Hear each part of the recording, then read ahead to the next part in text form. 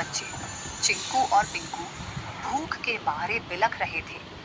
मम्मा, भूख लगी है, क्या कुछ खाने को मिलेगा मम्मा? पेट में कुछ नहीं है मम्मा, कुछ ला दो ना। चिकी की आंखें भर आईं।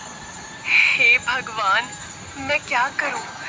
कैसे बताऊं कि बारिश शुरू हो गई है, लेकिन मेरे बच्चों का रोना मुझसे देखा नहीं जाता।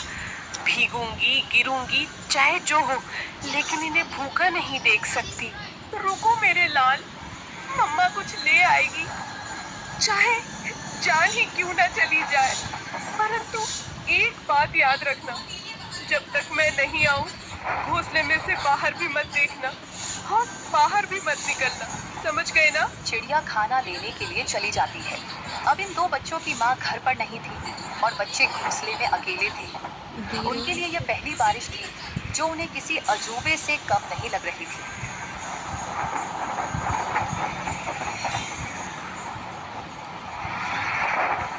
चिंकू बार बार गर्दन बाहर निकालकर देख रहा था। अरे ओ पिंकू, सुन रे, ये क्या चीज ऊपर से टपक टपक गिर रही है? कोई रो रहा है क्या? पिंकू घोंसले के कोने में दुबक कर बैठा था। अबे मूर्ख, रोने की आवाज नहीं है ये, बारिश है बारिश, आसमान बरस रहा है। पर ये आवाज कितनी डरावनी है। और पानी, इतना सारा पानी कहाँ से आता है रे? मत देख बाहर, मम्मा ने कहा था बिजली चमकी तो घोंसले समेत भस्म हो जाओगे। चिंकू सहम गया।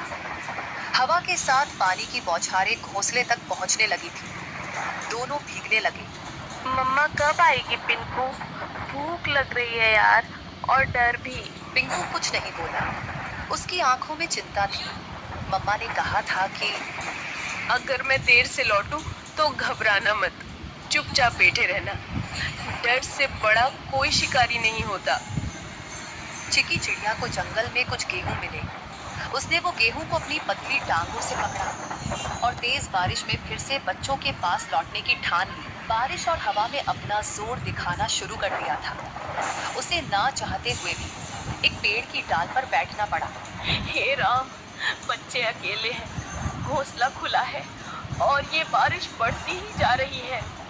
यदि बारिश थोड़ी सी भी कम हो तो मैं सीधी दौड़ती हुई उड़कर अपने बच्चों के पास पहुंच जाऊंगी।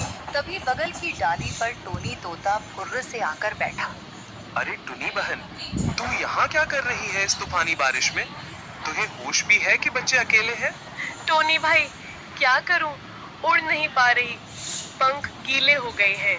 बहन, कल की बात बताऊं, मैं कबूतर बहन के घोंसले के